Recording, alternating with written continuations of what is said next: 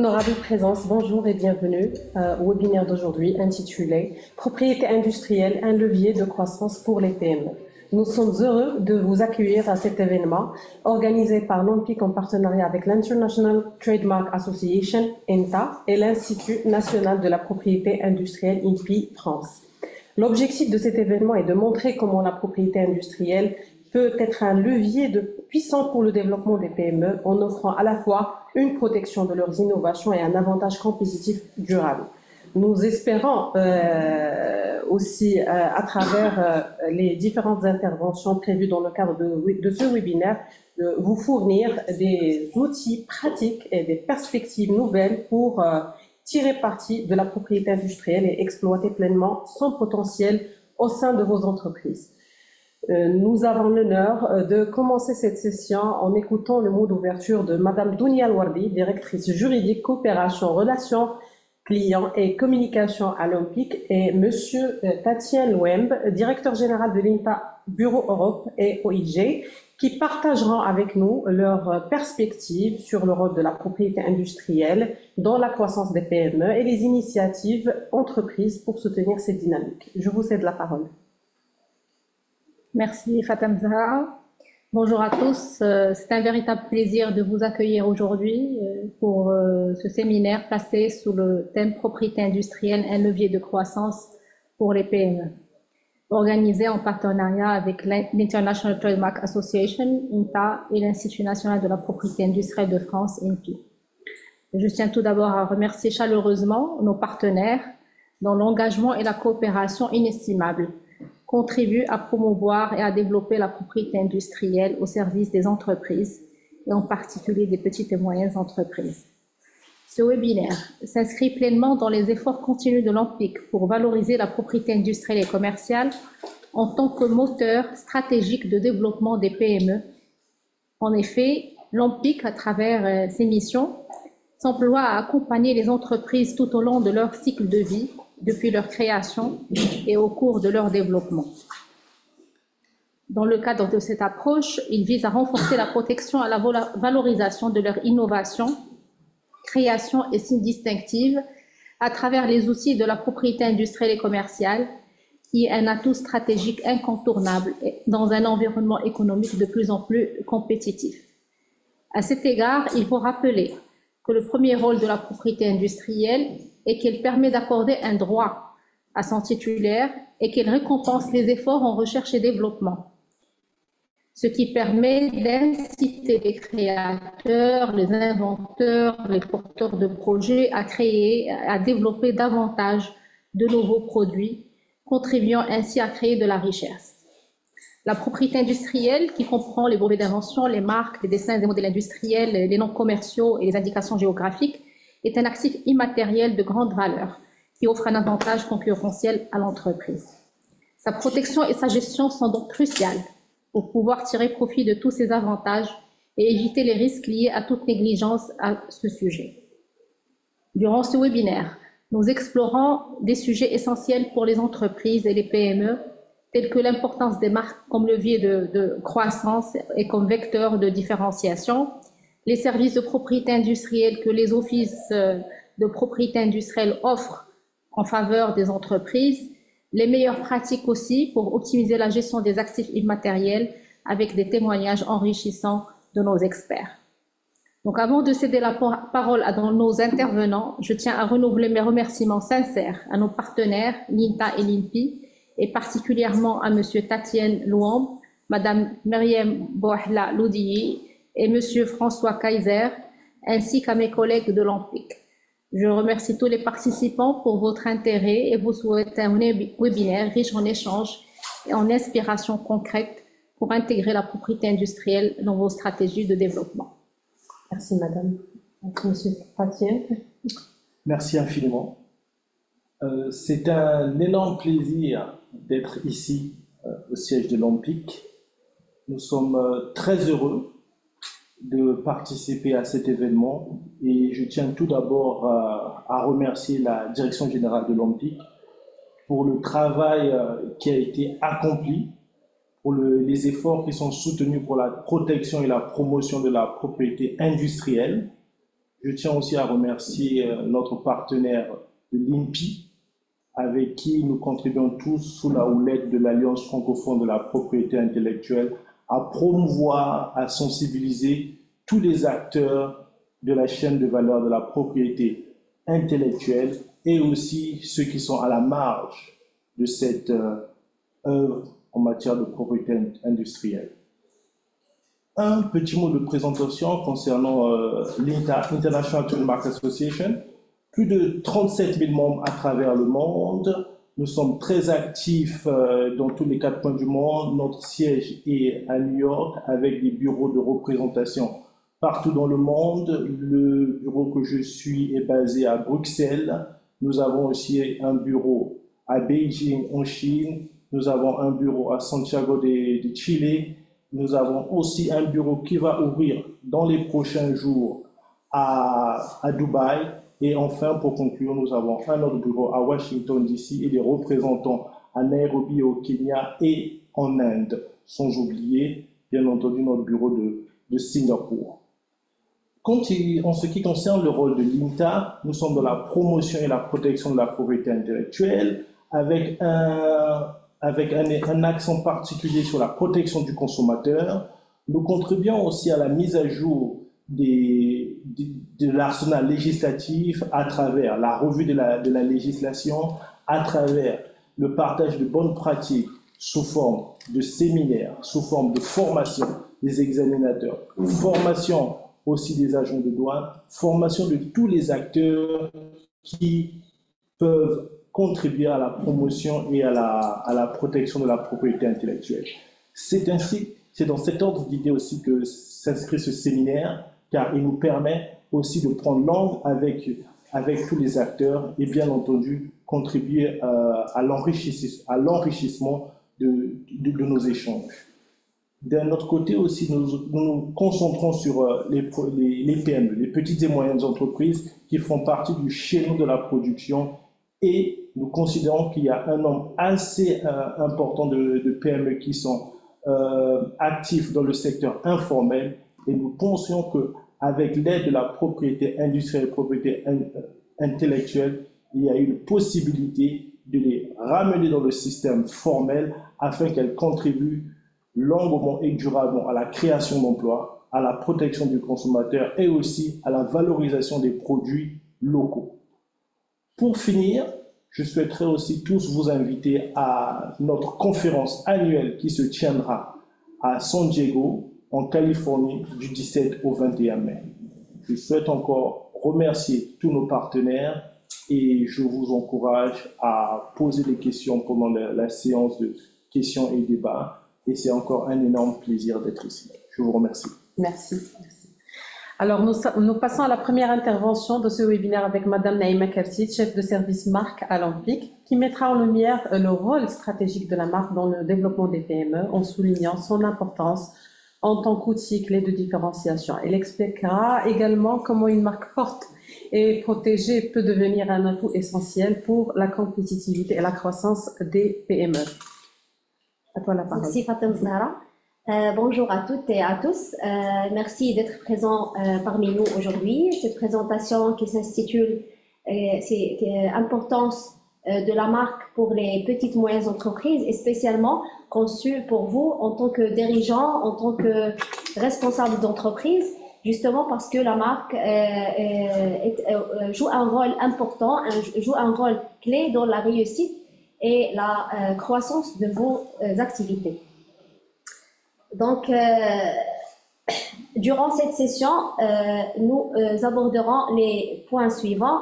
Donc, on va commencer par présenter les notions de base sur les marques, les bonnes pratiques pour bien choisir la marque et de point de vue bien sûr juridique, les mécanismes de protection au niveau national et au niveau international.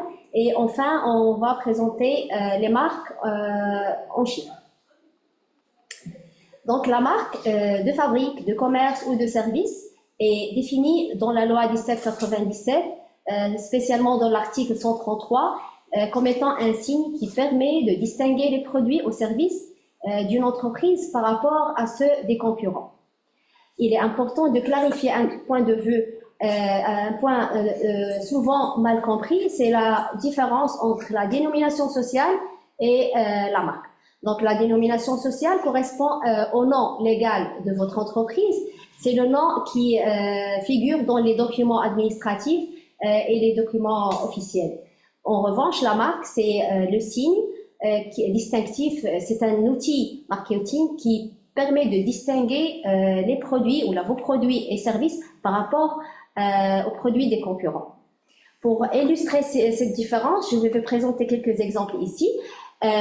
Ici, par exemple, l'entreprise des conserves de Meknès commercialise ses produits sous la marque Aïcha. C'est une marque connue sur le marché marocain.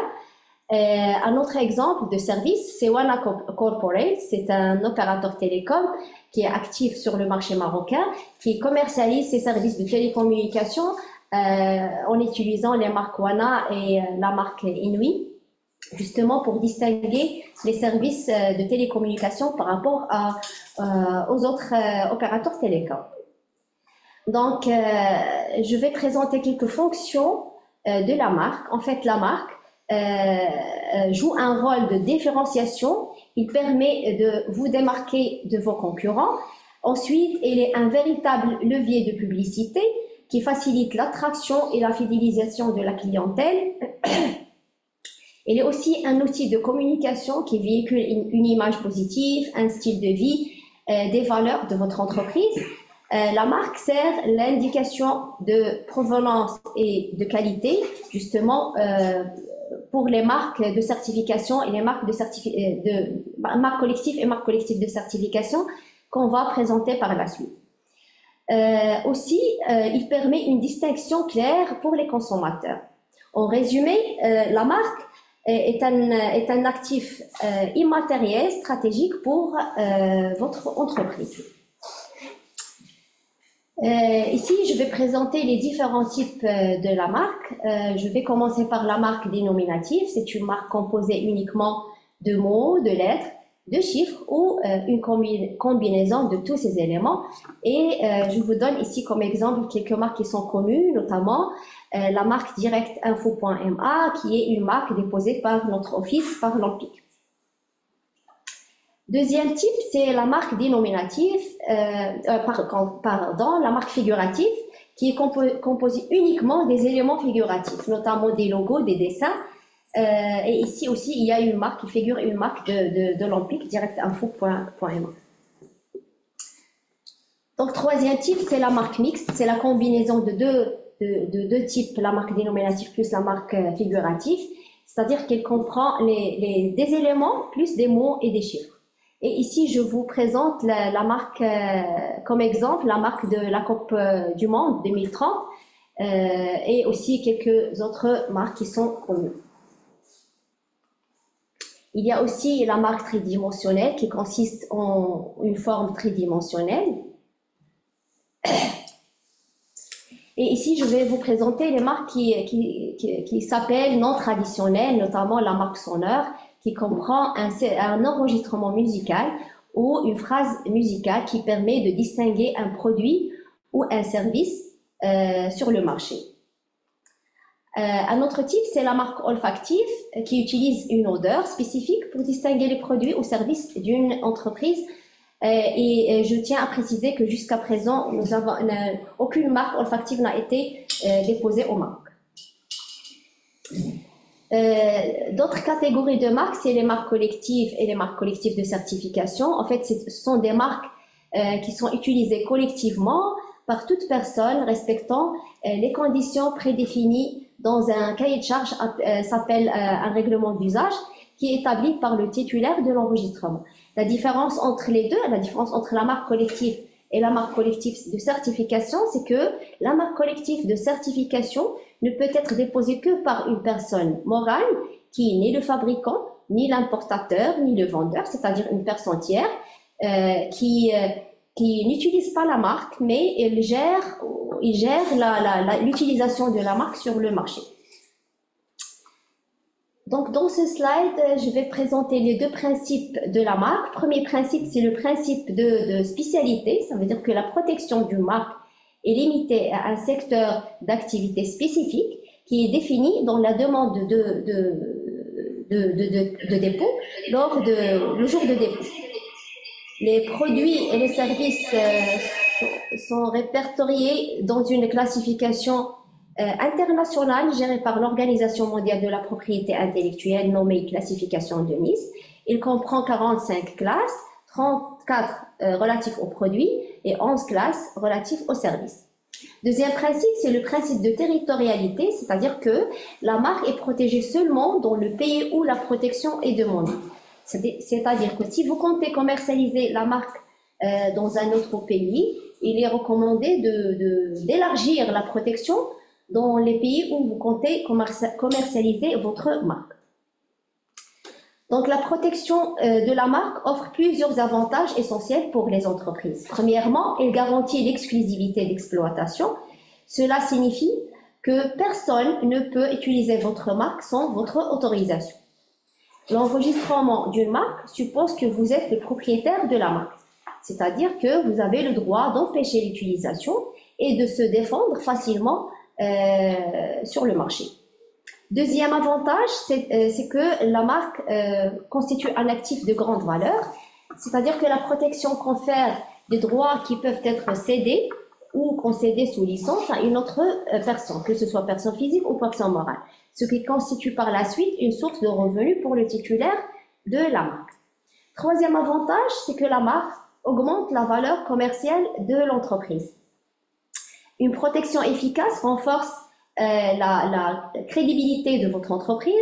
Cette protection peut vous ouvrir des portes ou bien des opportunités d'avoir des financements, justement parce que les banques, les investisseurs, souvent supportent les entreprises qui utilisent la protection, en fait, qui protègent leur innovation, car justement, ça montre un engagement envers la qualité et la compétitivité. Donc, comment bien choisir la marque du point de vue légal? En fait, il faut bien respecter les critères de validité qui sont définis et présentés dans l'article 133 de la loi 1797. Premier critère, c'est la distinctivité. La marque ne doit pas être désignation nécessaire, générique ou usuelle de produits ou services, c'est-à-dire qu'on n'accepte pas une marque portant sur la dénomination pain, par exemple, pour désigner les pains, ou par exemple pomme pour désigner les pommes, chaussures pour désigner les chaussures. Il ne doit pas être descriptif d'une caractéristique de produit. Par exemple, on n'accepte pas une marque portant sur la dénomination incassable pour les vitres. Aussi, un autre exemple, douceur, par exemple, douceur pour désigner les tissus, justement parce que ça décrit une caractéristique de produit. Deuxième critère, c'est que la marque ne peut pas être adoptée comme marque ou élément de marque, ne peut pas inclure un élément ou un signe qui reproduit les effigies de Sa Majesté le Roi ou l'un des membres de la famille royale, les drapeaux, les emblèmes officiels ou symboles nationaux ou les symboles de l'un des pays de la Convention de Paris, les sigles, les noms, les emblèmes des organisations internationales, par exemple l'ONU, les monnaies aussi, les monnaies métalliques ou fiduciaires marocaines ou étrangères. La marque aussi ne doit pas être contraire à l'ordre public et aux bonnes mœurs, bien sûr selon le contexte marocain. Par exemple, on n'accepte pas une marque qui porte sur la dénomination terrorisme, par exemple, ou sur une expression qui est contraire à l'ordre public selon le contexte marocain. La marque aussi ne doit pas être trompeuse, notamment sur la nature ou l'origine de produits. On n'accepte pas une marque qui inclut l'expression Made in Morocco pour les produits qui sont par exemple fabriqués en Italie, ou avec une expression cuir véritable pour désigner les produits simili-cuir par exemple. C'est une marque trompeuse. Alors, troisième critère, c'est la disponibilité. La marque ne doit pas porter atteinte à un droit antérieur enregistrés sur le même territoire pour lequel la protection est demandée et par rapport au même secteur d'activité ou un secteur d'activité complémentaire. Il convient de préciser que la recherche d'antériorité ou la recherche de disponibilité n'est pas effectuée par l'Office. C'est au déposant de s'assurer que la marque, objet de la protection, est disponible. Nous mettons à la disposition de nos clients des bases de données, des moteurs de recherche qui sont gratuites pour justement s'assurer que la marque est disponible. On communique généralement les plateformes digitales de l'Ampic, le site de l'Ampic www.ampic.ma et aussi la plateforme directinfo.ma. On communique aussi la base de données mondiale de la propriété de l'Organisation mondiale de la propriété intellectuelle et aussi la base de données ou le moteur de recherche de l'OEPO, l'Office régional de l'Union européenne. Donc, l'article 143 de la loi 1797 précise que seules les marques régulièrement déposées et enregistrées par l'Ampic bénéficient de la protection accordée par la loi 1797 à compter de la date de leur dépôt. Ça veut dire que pour avoir la protection, il faut faire la démarche de dépôt auprès de l'Ampic. Et il est recommandé de respecter quelques préalables avant de déposer la demande. Premier niveau de dépôt, c'est le choix de signe. Premièrement, un signe qui respecte les besoins de l'entreprise du point de vue marketing et aussi un signe qui respecte les critères de validité selon la loi 1797. Faire un auto-test de validité pour effectivement éviter tout éventuel rejet, que ce soit un rejet partiel ou rejet total. Faire des recherches d'antériorité, des recherches de disponibilité pour s'assurer que la marque est disponible. Et en dernier lieu, constituer ou préparer un dossier de dépôt qui contient les éléments suivants. Un formulaire M1 à télécharger et à remplir sur le site de l'Ampic, www.ampic.ma, la reproduction de la marque en noir et blanc, la reproduction aussi de la marque en couleur si la marque est en couleur, le pouvoir du mandataire pour les cas où le déposant est une personne morale et aussi pour les personnes physiques représentées par d'autres personnes physiques. Et bien sûr, le paiement des droits exigibles. Par rapport aux voies de dépôt, nous avons 3 voies de dépôt, soit directement au siège de l'Ampic, soit via les représentations régionales qui sont disponibles dans toutes les zones ou toutes les régions du Royaume, et aussi via la plateforme digitale directampic.ma, c'est la voie la plus recommandée. Donc, quelle que soit la voie de dépôt, que ce soit via l'Ampic ou bien via les antennes régionales ou en utilisant la voie digitale, le traitement il est centralisé à l'Ampic par des examinateurs experts en la matière. Et l'enregistrement passe par 3 étapes phares. Première étape, c'est l'examen de forme. L'examen de forme, justement, on s'assure que la demande respecte les conditions de forme selon les articles 144 et 145 de la loi. Si la demande respecte les critères de forme, on passe au deuxième niveau d'examen, c'est l'examen compte fond ou ce qu'on appelle l'examen des motifs absolus. Et là, l'examinateur vise à examiner les critères de validité dont on a déjà présenté. Si la demande respecte les critères de validité, la demande elle est publiée. Sinon, la demande est rejetée ou soit totalement, soit partiellement, avec la possibilité de présenter des observations de déposant. Alors, si la demande respecte les conditions de validité, alors il est publié pendant deux mois, justement pour recevoir les éventuelles demandes d'opposition. Si aucune demande d'opposition n'a été reçue, dans ce cas-là, la demande elle est enregistrée. Concernant l'étendue de la protection, en fait, dans le temps, l'enregistrement produit ses effets à compter de la date de dépôt pendant 10 ans, indéfiniment renouvelable. Et aussi, nous avons parlé de principe de territorialité, c'est que la demande ou le dépôt national confère une protection territoriale. En cas d'exploitation, il est recommandé d'élargir la protection au niveau des pays concernés. Lorsque vous souhaitez étendre la protection à l'international, il y a trois voies de dépôt, soit voie nationale directement auprès de chaque office national, selon une législation spécifique à chaque pays, selon la procédure spécifique à chaque pays. On peut aussi utiliser la voie régionale auprès de l'Office régional pour les pays adhérents à des systèmes régionaux, notamment l'OEPO pour désigner les pays européens ou l'Organisation africaine pour désigner les pays africains. Il y a aussi la troisième voie, c'est le dépôt international qui se fait par le biais du système de Madrid, géré par l'Organisation mondiale de la propriété intellectuelle. Cette procédure vous permet de déposer une seule demande et désigner jusqu'à 131 pays à la fois. Concernant la protection d'une marque au Maroc par une entreprise étrangère, vous avez deux façons de le faire, soit directement au niveau de l'OMPIC en désignant un mandataire résident au Maroc, ou soit en utilisant toujours le système de Madrid, c'est la voie internationale.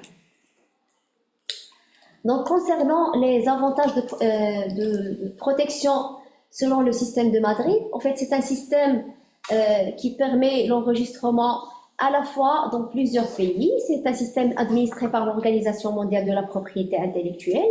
Il permet d'enregistrer la marque dans plusieurs pays, jusqu'à 131 pays, en utilisant une seule demande, une seule langue, le paiement via une seule monnaie, un seul enregistrement, et aussi il permet une gestion ultérieure simplifiée, notamment concernant les renouvellements et les inscriptions tout au long de la vie de la marque. Donc je passe ici à présenter quelques chiffres. En fait, en 2023, l'activité de dépôt de marque a connu le dépôt de plus que 27 700 demandes et de dépôt et de renouvellement de marque. C'est soit une augmentation de 5% par rapport à l'année 2022. Pour la répartition des nouvelles demandes d'enregistrement de marques d'origine marocaine par nature de déposant, les personnes morales représentent 67% du total des dépôts en 2023. Pour résumer ma présentation, une marque forte n'est pas seulement un atout commercial. C'est une identité, un moyen de démarquer de la concurrence et de bâtir une relation de confiance avec vos clients. Cependant, il est essentiel de savoir comment la créer, la protéger et aussi la valoriser. Merci. Je passe la parole à Madame Fatem Zahra. Merci Naïma donc, pour l'intervention qui est très détaillée. Alors, les deux interventions à venir mettront en lumière les outils et services développés par l'OMPIC et l'INPI France en tant qu'institution qui œuvrent pour répondre aux besoins et aux attentes des innovateurs, des entrepreneurs. Nous aurons le plaisir d'accueillir Madame Rajia Saber, chef de service promotion des services dans les territoires et à l'international à l'OMPIC, suivi de Monsieur Kaiser, conseiller régional en propriété intellectuelle à l'INPI France, qui détaillera les solutions proposées pour accompagner les PME dans leur démarche en propriété industrielle. Donc, je vous cède la parole. Merci Madame Wakil. Donc, justement, la présentation que je vais partager avec vous porte sur l'ensemble des services que l'OMPIC met à la disposition des usagers de la propriété industrielle et commerciale pour pouvoir tirer pleinement et surtout efficacement profit des outils de la propriété industrielle et commerciale. Alors, il s'agit de services électroniques, de services dans les territoires et de services à valeur ajoutée. Donc, on commence par les services électroniques. Il s'agit en fait d'une offre de services qui couvre trois grandes familles de services ou trois grandes catégories de services. Donc, des services qui permettent la protection ou qui permettent d'effectuer les démarches de dépôt et de protection des titres de propriété industrielle, d'autres services qui permettent l'accès à l'information et d'autres qui permettent l'accès à la formation aussi. Donc avant de passer à ces services ou de parler de ces plateformes, je voudrais quand même souligner qu'il s'agit de plateformes qui offrent en fait plusieurs avantages, que ce soit en termes d'accessibilité, puisqu'ils sont disponibles 24 sur 24 et 7 sur 7, et ils sont conformes aux standards de sécurité, et aussi ils offrent d'autres avantages, par exemple en termes de tarifs. Il y a des réductions par rapport aux démarches papier, et aussi donc l'ANPIC met à la disposition des utilisateurs de ces plateformes un centre de relations clients qui offre de l'assistance et de l'accompagnement direct pour justement aider les utilisateurs à bien utiliser ces plateformes. Alors, pour la première catégorie qui concerne les démarches électroniques ou qui permet d'effectuer les démarches de façon électronique, nous avons la plateforme Direct ANPIC qui permet aux usagers d'effectuer les formalités et démarches de dépôt des titres de propriété industrielle, notamment pour, par exemple, déposer la marque, déposer le dessin au modèle industriel et aussi pour effectuer les démarches de renouvellement de ces titres. Alors, la plateforme Direct ANPIC permet aussi d'accomplir les démarches de paiement des annuités pour le maintien en vigueur des brevets d'invention. Alors, toutes ces opérations sont effectuées de façon totalement dématérialisée et surtout sécurisée.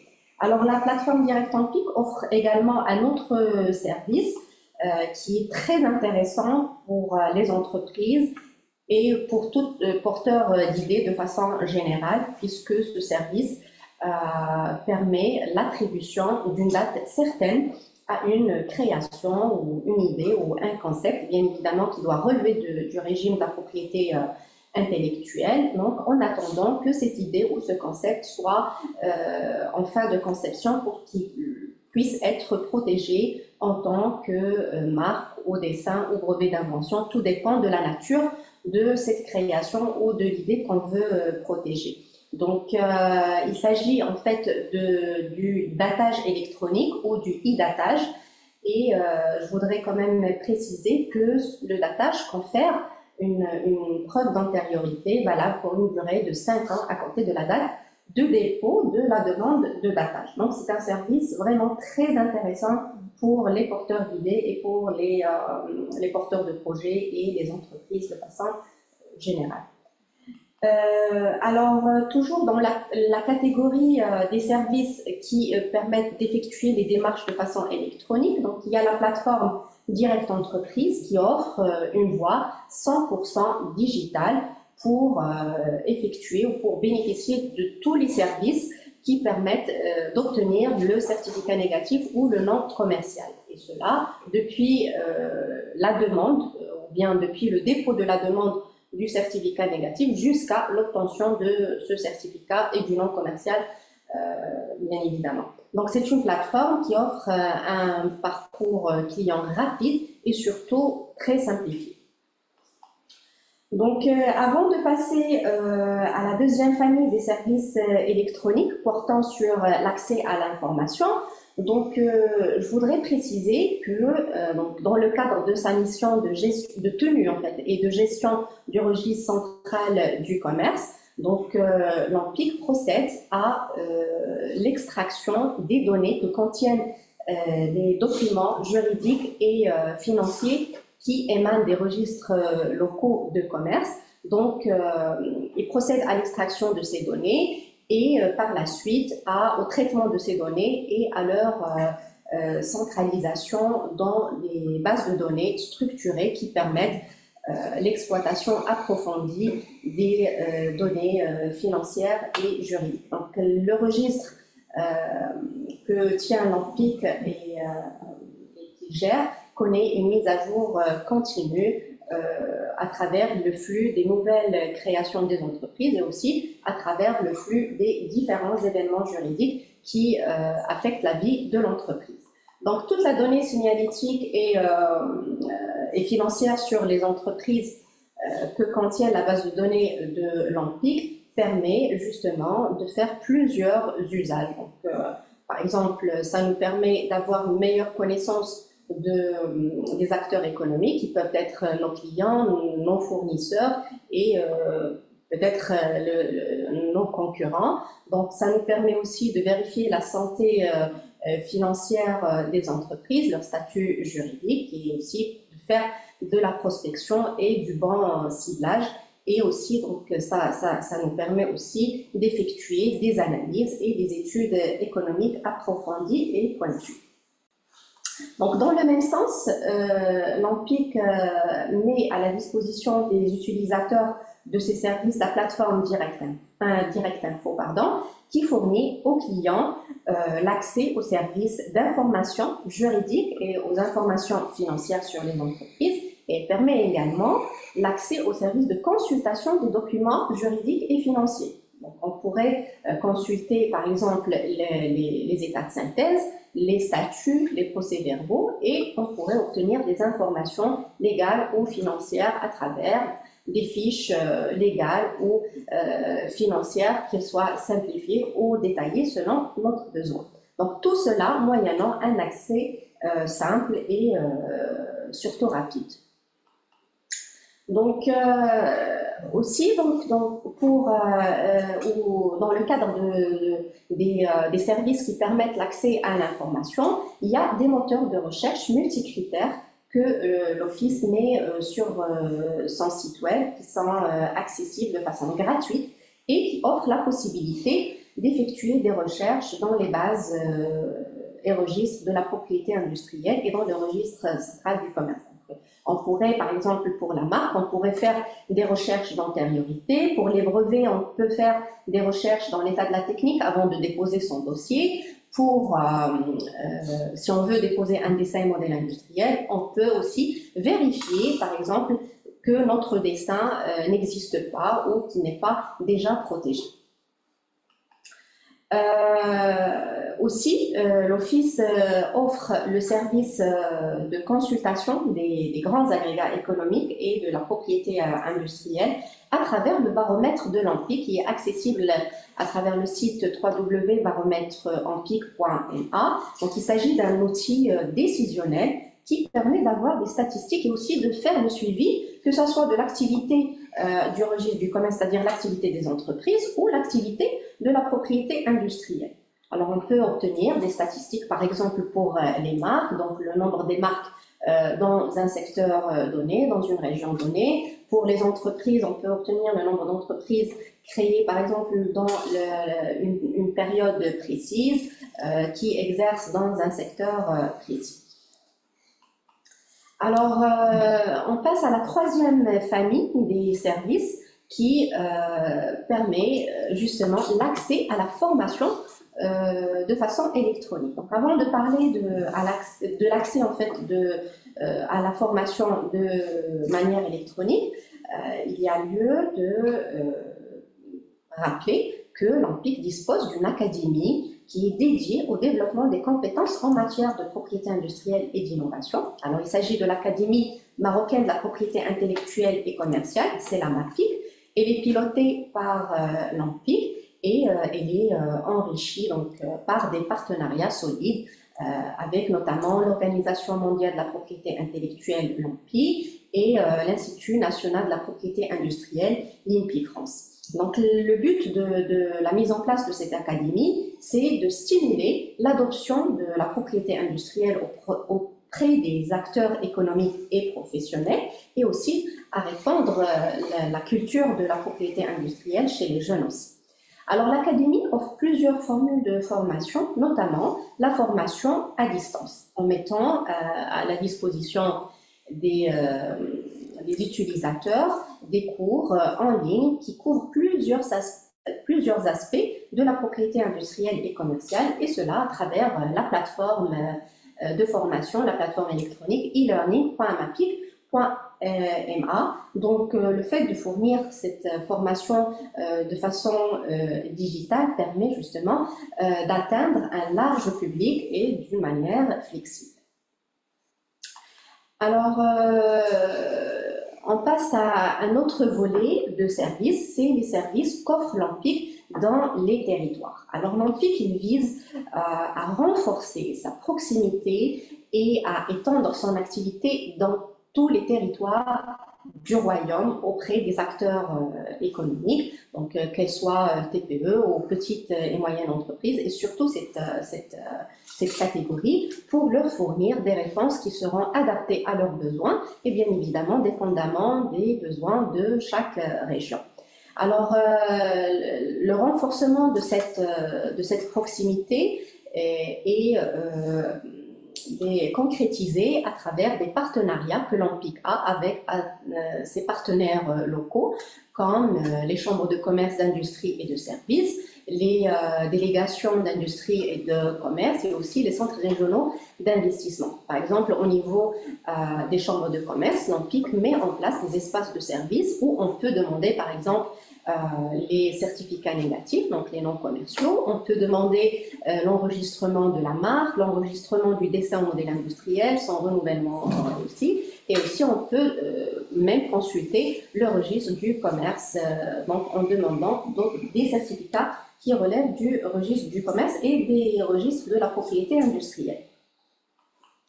Donc, toujours dans le cadre du renforcement de sa présence auprès des différents acteurs économiques, donc l'Empik met en place également un réseau de centres d'information technologique. Alors, ce réseau a pour objectif d'encourager la diffusion des connaissances techniques et des tendances technologiques au niveau national et aussi international. Et l'objectif aussi est d'aider les utilisateurs de ce réseau à exploiter leur potentiel d'innovation, à créer et protéger et surtout à valoriser leur capital immatériel. Donc le réseau est composé de 70 points focaux qui sont au niveau de 54 organismes d'hébergement qui appartiennent à des universités, des centres de recherche et de développement, des centres techniques et des associations d'entreprises et d'inventeurs sur l'ensemble du territoire du royaume.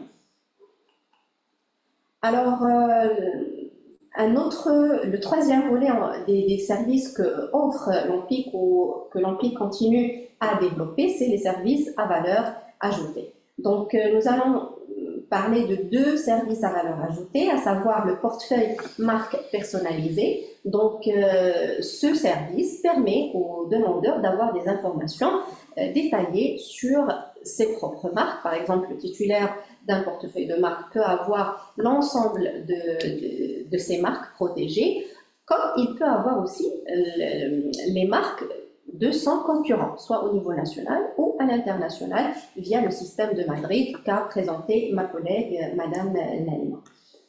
Alors, le deuxième service à valeur ajoutée, c'est le pré-diagnostic pays. Donc, ce service, en fait, il s'agit d'une prestation qui permet l'accompagnement des entreprises pour les aider à choisir une bonne stratégie qui serait adaptée à leurs besoins et à leurs perspectives de développement. Ça leur permet aussi, ou bien ça pourrait leur permettre d'effectuer une analyse de leur potentiel commercial et innovant et évidemment de faire des évaluations par rapport aux enjeux de la propriété industrielle de cette entreprise dans sa globalité, en intégrant bien évidemment le contexte concurrentiel dans lequel cette entreprise veut évoluer. Alors, tous ces services donc, efficients et modernes sont mis par l'Empik à la disposition des usagers de la propriété industrielle et commerciale pour aider ces usagers à valoriser leurs actifs immatériels. Donc, pour bien utiliser ces services et pour bien utiliser les plateformes que nous venons de présenter, donc l'Empik a mis en place un centre de relations clients que j'ai mentionné au début de ma présentation. Donc, c'est un centre qui est composé de personnes qualifiées pour assurer une prise en charge de qualité et pour présenter les informations et orienter les clients et répondre à toutes leurs questions et interrogations, que ce soit pour utiliser ces plateformes ou en ce qui concerne l'utilisation des services de la propriété industrielle. Donc, Le centre il fournit un accompagnement qui est professionnel à tous les usagers de ces services et de ces plateformes. Et cela, bien évidemment, va sans dire que tous les cadres de l'Empik restent à la disposition des utilisateurs de la propriété industrielle et commerciale pour les orienter et leur répondre et leur fournir toutes les réponses qu'il faut par rapport à leur interrogation. Voilà, Madame Wakil. Merci beaucoup, Rajia. Donc, à vous la parole, Kaiser. Merci beaucoup. Alors, je vais partager mon écran si c'est possible. Alors, permettez-moi tout d'abord de remercier chaleureusement l'Empik pour l'organisation et l'invitation à la participation à ce séminaire. Je tiens également à remercier très chaleureusement l'International Trademark Association pour cette invitation. Je suis ravi d'être parmi vous aujourd'hui pour vous présenter un peu les offres que développe l'INPI maintenant depuis de nombreuses années pour accompagner au mieux les PME dans la mise en place de leur stratégie en matière de propriété intellectuelle. Donc cette présentation va d'abord s'axer sur un rapide rappel des missions et du rôle de l'INPI, et je passerai ensuite à la gamme de programmes qui a été développée. Alors, très rapidement, je vais vous présenter l'INPI pour vous dire donc que l'INPI est un établissement public placé sous la tutelle du ministère de l'économie, des finances et de l'industrie. C'est un organisme public autofinancé et qui a pour rôle, bien sûr, d'agir en faveur du développement économique des entreprises et soutenir l'innovation et la compétitivité. Donc, pour ça, nous déployons tout un tas de formations. Donc là, vous voyez sur ce diapositive, outre l'activité régalienne de la délivrance des titres, nous avons une mission d'accompagnement et de formation des entreprises. Et ceci est régi par le code, les dispositions du Code de la propriété intellectuelle en France, qui précise que dans les missions de l'INPI, nous avons une mission d'accompagnement et de formation du public. Alors, pour ce faire, nous disposons bien évidemment d'un réseau national, donc réparti sur l'ensemble de la France, dans les 12 régions, pour accompagner de manière efficace et d'être au plus proche des innovateurs et des entrepreneurs. Ce réseau national est bien sûr complété également par un réseau international auquel j'appartiens. Donc, moi, je suis basé à Rabat et donc j'ai une compétence pour les pays de l'Afrique du Nord, à savoir le Maroc, l'Algérie et la Tunisie. Donc, ce maillage territorial, aussi bien au niveau national qu'international, permet d'accompagner les entreprises françaises dans le développement de leur stratégie de propriété intellectuelle, aussi bien à l'échelle nationale qu'à l'échelle internationale. Alors, pour ce faire, l'INPI a mis en place un système d'accompagnement stratégique pays qui va reposer sur 4 grands piliers.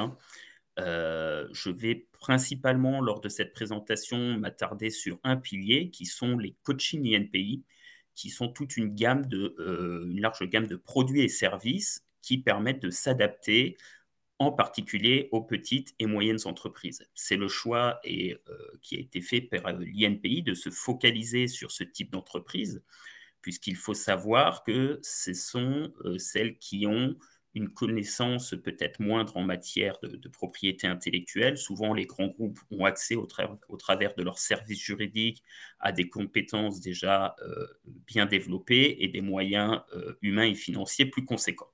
Donc, l'accent a été mis par l'INPI sur l'accompagnement justement de ces startups, de ces PME, de ces ETI. Et nous avons donc décliné une large gamme de produits et services. Je parlerai rapidement, peut-être en fin de présentation, de l'académie de l'INPI, un peu à l'instar de ce que fait l'Empik avec l'AMAPIC. Mais tout d'abord, donc voilà, une présentation sur les différents types de coaching de l'INPI. Alors, nous avons tout d'abord une gamme, j'allais dire, assez généraliste, hein. En fait, le but est de décliner une gamme pour tous les types d'entrepreneurs, tous les types de structures et tous les niveaux de connaissances. Donc, du plus basique qui va être le prédiagnostic jusqu'à la masterclass, où là, vous verrez que c'est un programme d'accompagnement qui est beaucoup plus poussé. Ensuite, nous avons des programmes un peu plus spécifiques, comme la cartographie brevet, dont je parlerai rapidement, et des programmes spécifiques pour les startups et un programme, le tout dernier né à l'INPI, qui est le programme Alliance Pays, dont je toucherai rapidement un mot également.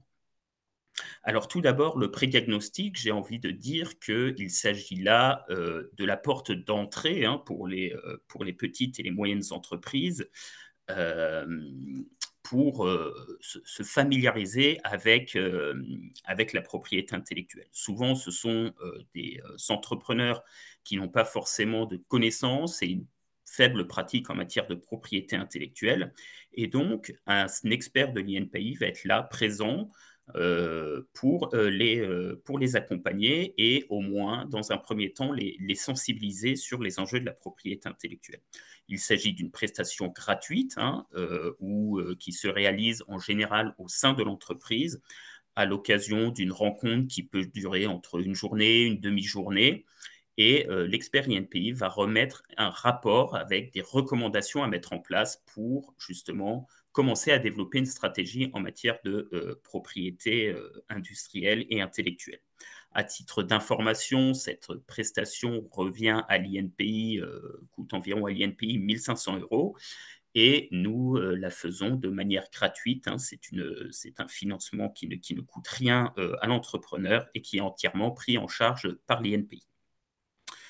Voilà pour le premier coaching, hein, donc la porte d'entrée dans le monde de la propriété intellectuelle.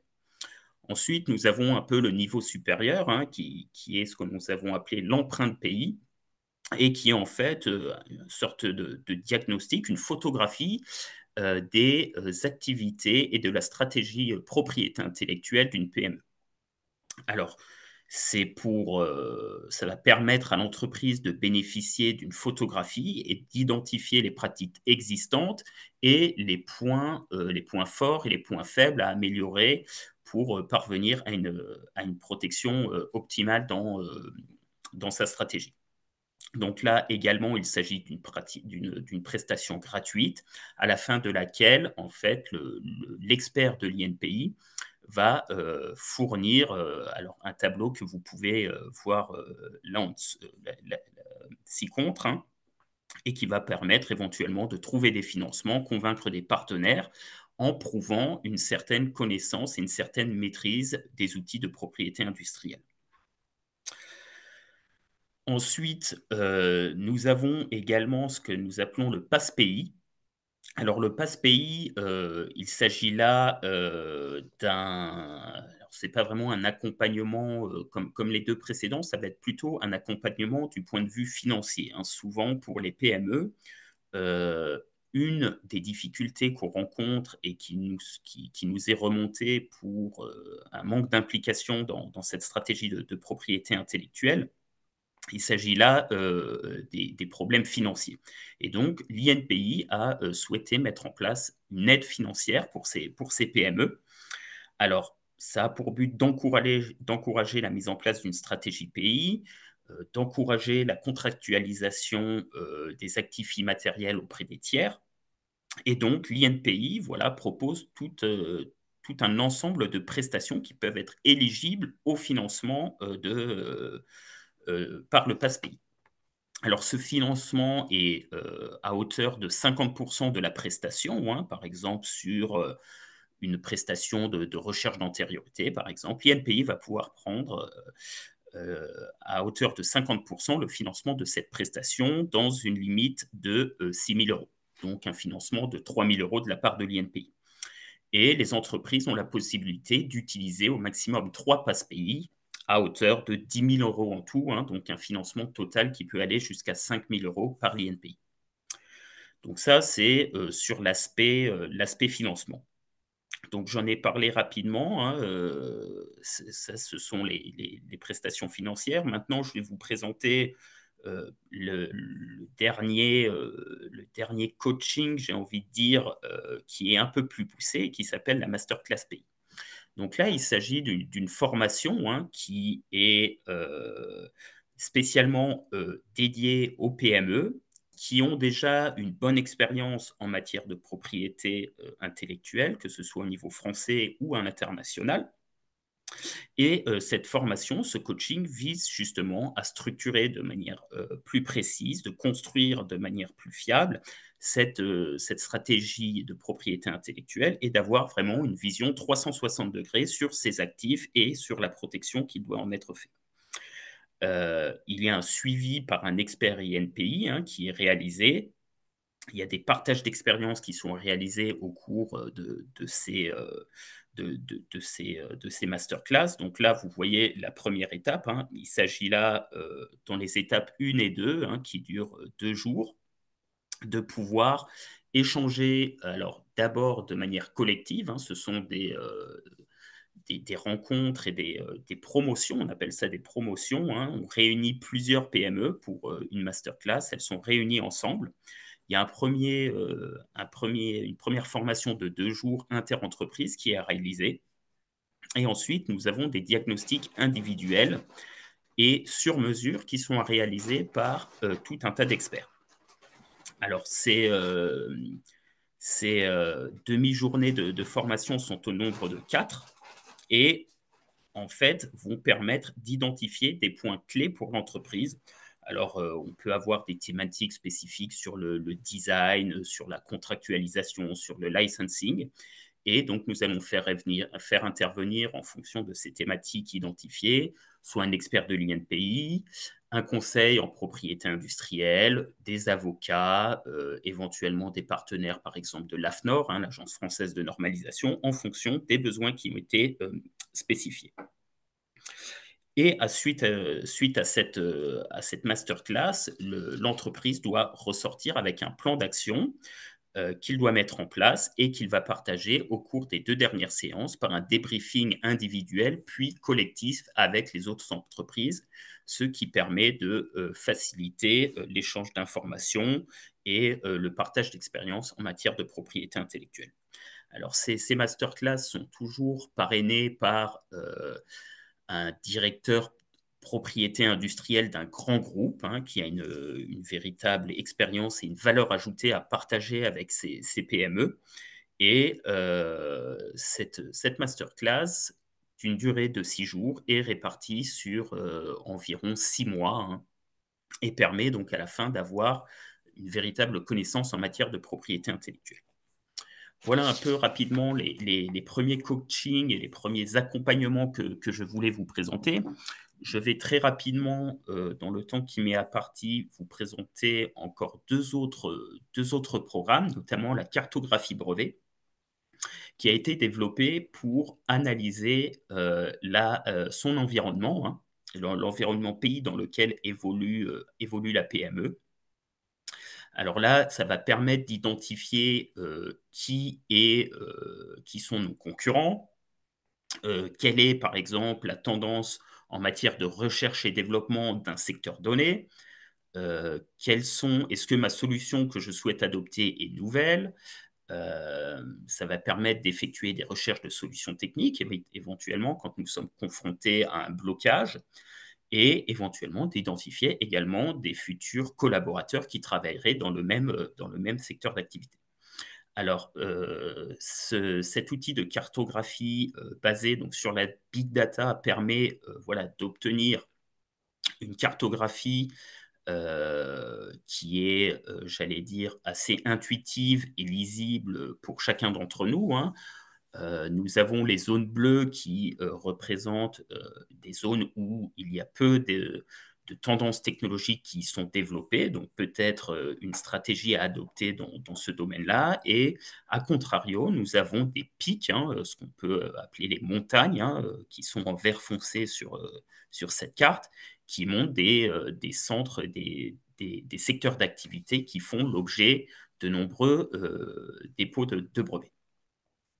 Alors, cette prestation est facturée 3 600 € et, cette prestation peut être éligible avec le Pass Pays, hein, donc le financement mis en place par l'INPI. Donc, on peut financer éventuellement 50% sur ces 3 600 €. Je finirai très rapidement, puisque le temps tourne, par vous présenter le dernier né du programme d'accompagnement qui s'appelle le programme Startup, et ensuite, plus précisé, et un autre programme, le programme Alliance Pays. Donc, le programme Startup qui se focalise spécifiquement pour les startups. Alors, vous allez voir, il s'agit un peu d'un mélange, et on a utilisé les outils qui existaient déjà pour les adapter de manière optimale au cas particulier des startups, hein. L'idée étant d'intégrer très rapidement dans l'ADN de la startup la notion de propriété intellectuelle. Et donc, nous allons mettre un plan d'action avec cette startup, avec les dirigeants de cette startup, au travers de rendez-vous qui vont être réguliers et relativement rapprochés, hein, puisque les startups sont souvent basées sur des technologies de pointe qui nécessitent une protection optimale. Et donc, nous allons ensuite fournir ce que j'ai présenté tout à l'heure, l'empreinte pays, accompagné en plus d'une lettre de soutien, ce qui permet d'obtenir plus facilement des financements auprès de partenaires, et de prouver l'intégration d'une stratégie propriété intellectuelle dans le développement de sa startup. Pour finir, je vais vous présenter le programme Alliance Pays, alors qui est un petit cas particulier, notamment pour les PME qui seraient engagées dans des contrats de collaboration publique-privée. Donc là, c'est un programme qui vise à accompagner les partenaires et de jouer un rôle, si vous voulez, de facilitateur dans la négociation contractuelle en matière de propriété industrielle sur la répartition. Donc, le but étant d'aboutir à un contrat, un accord de consortium de manière juste et équilibrée entre les deux parties. Alors, je ne m'attarderai pas plus sur le programme Alliance Pays, hein. Je reste bien sûr à votre disposition pour vous présenter plus amplement chacun des programmes. Je finirai juste cette présentation rapidement en vous présentant l'homologue de la MAPIC, hein, qui est l'Académie INPI. Donc, l'INPI a développé maintenant depuis de nombreuses années une académie INPI qui propose un certain nombre de formations, hein, dont vous trouverez le catalogue sur le site internet de l'INPI. Nous nous adressons bien évidemment à tout public, du professionnel jusqu'aux particuliers, en passant bien évidemment par les PME et les startups, cœur de cible de l'INPI, aussi bien le secteur public que le secteur privé. Ces formations se déroulent soit de manière présentielle ou en distance, sur plusieurs jours, et nous pouvons éventuellement, selon les demandes, effectuer des formations intra-entreprises sur des formations bien spécifiques pour répondre au mieux aux demandes des entreprises. Un expert de l'INPI peut se déplacer directement sur place auprès de l'entreprise. Alors, vous voyez les différents thèmes qui sont abordés dans les différentes formations. Je ne vais pas rentrer dans les détails, si ce n'est peut-être pour faire un petit aparté sur le thème sur la professionnalisation en matière de formation, notamment avec les certificats mis en place par l'INPI, donc notamment le CAB, qui est le certificat assistant brevet, ou le CAM, le certificat assistant marque, et bien sûr le CAPI, hein, le certificat animateur en propriété industrielle, qui a été maintenant développé depuis une petite dizaine d'années, également au Maroc, en collaboration donc avec l'OMPIC, avec l'OAPI et avec l'OMPI.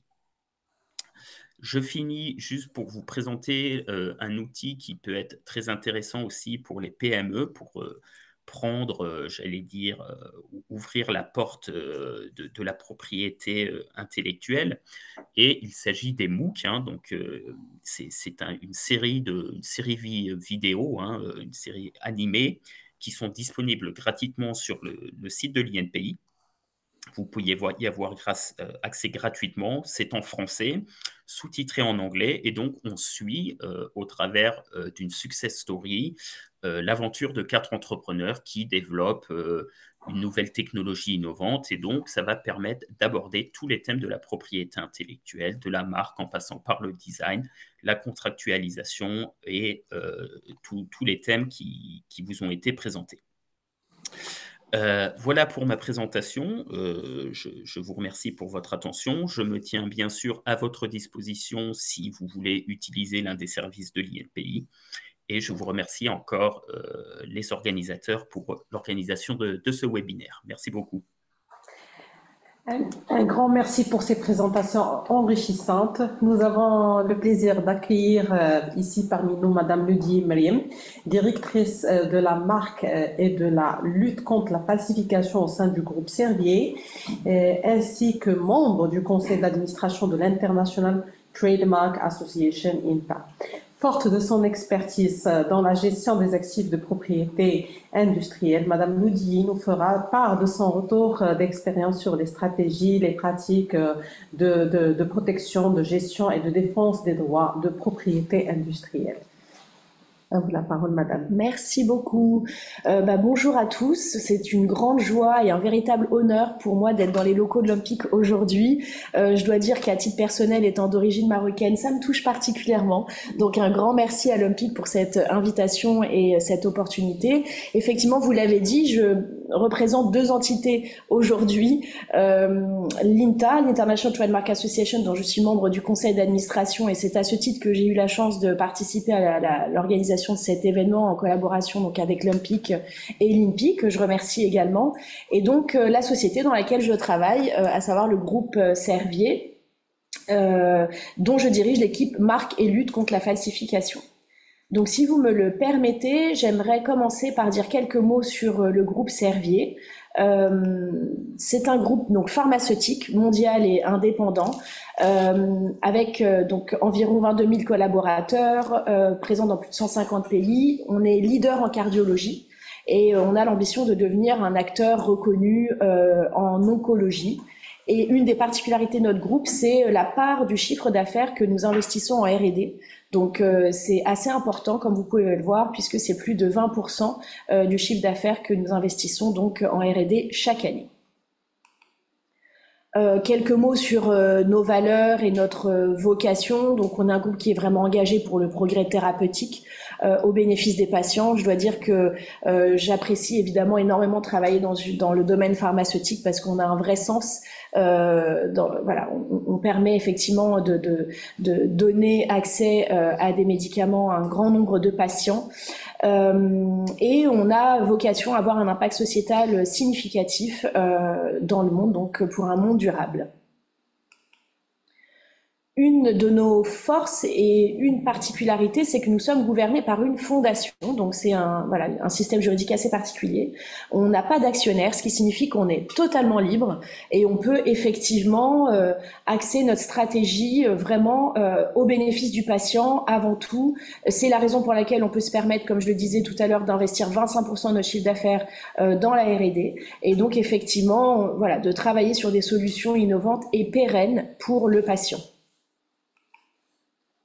Donc je l'évoquais, une présence dans plus de 150 pays, c'est beaucoup. Ça signifie donc, pour rebondir sur la présentation qui a été faite antérieurement, eh bien des droits de propriété industrielle dans les 150 pays et dont une présence au Maroc. Avec notamment un site de production ici à Noisseur et donc une filiale basée aussi à Casa. Et donc 2 de mes gentils collègues nous ont fait d'ailleurs l'honneur de venir assister à ce webinaire aujourd'hui. Donc, juste quelques mots rapides sur l'ambition que nous avons pour 2030, donc des objectifs précis, donc le souhait de rester, de reposer sur nos 3 piliers, donc ce qu'on appelle le CMVD, c'est-à-dire les aires thérapeutiques, donc cardiologie, métabolisme et maladies veineuses, et puis de se concentrer davantage sur l'oncologie et la neurologie. Et vraiment, voilà, un axe centré sur le patient, et c'est ce qui fait honnêtement la différence. Alors, pour en venir maintenant donc au sujet d'aujourd'hui, la propriété industrielle, dans la préparation de ce webinaire, on trouvait intéressant effectivement d'avoir un témoignage donc d'une entreprise, donc effectivement pas une PME certes, mais vous verrez, on a des challenges et des défis qui sont quand même néanmoins similaires. Et donc de voir l'atout, l'importance, l'intérêt de la propriété industrielle dans une industrie qui est l'industrie pharmaceutique. Quelques mots donc sur l'activité de notre direction. Donc je donnais le nom tout à l'heure, ça s'appelle Marque et lutte contre la falsification, mais en réalité c'est plus large. On va d'ailleurs changer le nom prochainement. Mais ça englobe ce qu'on aime appeler le soft IP, donc en réalité tout à l'exclusion des brevets. Donc on est une équipe de juristes, donc c'est vrai que à ce titre, ce sont tous les pans de la propriété industrielle, sauf donc je le disais les brevets, donc ce sont les marques, les dessins et modèles, les noms de domaine et les droits d'auteur. Je ferai un focus plus particulier sur les marques, donc je ne vais pas trop m'attarder sur cette partie-là. Dire quelques mots sur les dessins et modèles, qui sont peut-être moins connus et qui apportent pour autant une protection très intéressante. Nous avons au sein du groupe plusieurs fois actionné ce droit pour effectivement agir à l'encontre de sociétés qui utilisaient des packagings similaires. Et donc, au-delà de l'aspect marque, si jamais le packaging était protégé à titre de marque, on pouvait aussi se fonder sur le dessin et modèle qui a la particularité de permettre de protéger plus de vues. Donc en fait, j'allais dire c'est presque plus rentable, mais voilà, c'est un droit qui est très intéressant et important à avoir dans son portefeuille. Les noms de domaine, là encore, c'est peut-être aussi un droit auquel on pense moins, et pour autant, c'est extrêmement fort puisque c'est vraiment votre point d'entrée pour vos clients et donc pour le consommateur. Donc, et n'oubliez pas que la règle qui s'applique pour les noms de domaine, c'est premier arrivé, premier servi. Donc, aussitôt que vous avez défini votre marque et que vous vous apprêtez à la déposer auprès d'un office, surtout, il faut réserver le nom de domaine de manière concomitante parce que sinon, voilà, il y a beaucoup de cyber-squatting et après, c'est assez coûteux et parfois plus ou moins compliqué de pouvoir récupérer les noms de domaine. S'agissant de la question relative aux droits d'auteur, c'est vrai que c'est encore une fois peut-être quelque chose auquel on pense moins et j'allais dire notamment dans le domaine pharmaceutique. Pour autant, il y a aussi des sujets relatifs donc notamment aux publications scientifiques, la manière dont les choses sont rédigées. Alors c'est vrai que nous dans l'équipe, donc nous sommes le point de contact de tout le groupe pour toutes ces questions. Donc on a harmonisé les clauses relatives aux droits d'auteur dans tous les contrats au sein du groupe. Et on est également point de contact pour l'usage du logo Servier. Alors là, c'est plus une question marque, mais disons qu'en interne, c'est plus simple de le rattacher à la question de droit d'auteur, ainsi que tout ce qui est en lien avec le droit à l'image. De la même manière, si on passe un partenariat avec une agence et qu'on fait intervenir des personnes, donc voilà, tout ce qui est exploitation et droit à l'image, c'est également notre équipe qui est en charge. Et on fonctionne un peu comme j'allais dire cabinet internalisé dans la mesure où on fait tout du début jusqu'à la fin et notamment sur les marques, on a la particularité au sein de l'équipe d'être également en charge de la création des noms. Et c'est vrai que ça c'est aussi assez particulier. Moi je le vois comme une opportunité parce que ça nous permet de cadrer les choses dès le départ au stade de la création. J'ai une expérience précédente dans l'industrie des biens de grande consommation. J'ai commencé à travailler chez Procter & Gamble et comme dans beaucoup de sociétés, c'est le marketing qui est en charge de la création des noms. Et autant vous dire que parfois, voilà, on peut avoir quelques surprises. Donc c'est vrai que ça a cet intérêt-là. Et pour les participants, ce que je voulais vous dire, c'est prenez le temps vraiment d'y réfléchir. En réalité, on n'a pas besoin d'être extrêmement créatif ou d'avoir des compétences particulières. Vous voyez, nous, on est juristes et on coordonne la création et on fait en fait intervenir des personnes qui viennent de plein de directions différentes, avec des backgrounds différents, qui parlent idéalement plusieurs langues, vous voyez, et qui ont en fait un profil plus ou moins différent. Mais on prend évidemment, ce qui est important, c'est de prendre le temps de se dire quels sont les messages que je veux véhiculer, quelles sont les valeurs de mon entreprise, qu'est-ce que je veux, voyez, que le consommateur en fait et le client final retiennent. Et voilà, si j'ai un conseil à donner, c'est vraiment de ne pas négliger cette partie-là. Elle est importante. Et donc on est en charge ensuite, une fois qu'on a fait la création, de vérifier la disponibilité des noms. Donc voilà, ce que vous expliquiez tout à l'heure sur le fait qu'il est évidemment très important. Là aussi, prenez votre temps. Ne pas confondre vitesse et précipitation parce que vous pourriez au final perdre du temps si vous ne faisiez pas les choses, j'allais dire, correctement à ce stade-là, de vérifier que le nom que vous avez trouvé est effectivement bien disponible. Et ensuite, hâtez-vous, là pour le coup vous pouvez vous dépêcher de le protéger évidemment, donc c'est une partie que nous coordonnons et donc sur laquelle nous travaillons avec un réseau de cabinets de conseil en propriété intellectuelle donc dans le monde entier. Celui qui nous représente au Maroc est d'ailleurs présent aujourd'hui. Et ensuite, il faut les défendre, ces marques. Une fois que vous les avez protégées, évidemment, la partie défense est une partie importante, mais c'est celle qui correspond à votre retour sur investissement quelque part, puisque c'est ce que vous expliquez aussi tout à l'heure sur le fait qu'une fois que vous disposez de ce monopole, eh bien, vous pouvez en jouir à plusieurs égards pour faire en sorte que, effectivement, on n'y porte pas atteinte. Alors là, je vais passer relativement rapidement parce que tout a été dit. Vous avez très largement et très bien, évidemment, évoqué tous les bénéfices et la valeur ajoutée des droits de propriété industrielle. Je pourrais peut-être compléter en vous donnant voilà le point de vue en fait de l'entreprise. Donc, s'agissant de la valorisation, c'est vraiment quelque chose qui est fondamental. Évidemment, ça augmente la valeur vraiment globale de l'entreprise. C'est un vrai investissement. C'est comme ça qu'il faut le voir. Même si c'est pas toujours évident, et c'est un sujet sur lequel l'INTA, par exemple, travaille. Et on serait ravis de partager des position papers, des choses qui ont été faites pour, en fait, justement, démontrer la valeur que ces actifs immatériels apportent à l'entreprise, parce que parfois on voit pas toujours le lien. C'est pas toujours évident de faire ce lien, et ce sont des sujets sur lesquels on travaille avec des experts comptables. Enfin, voilà, il y a évidemment des éléments qui permettent de démontrer et de prouver toute la valeur que ça apporte à une entreprise. Et à titre individuel chez Servier, je peux vous dire que évidemment, ce sont des choses qu'on va faire valoir dans le cas de deals, quand on collabore avec des partenaires, que ce soit pour des licences, pour des acquisitions, etc. Évidemment, c'est un élément qu'on va mettre en avant.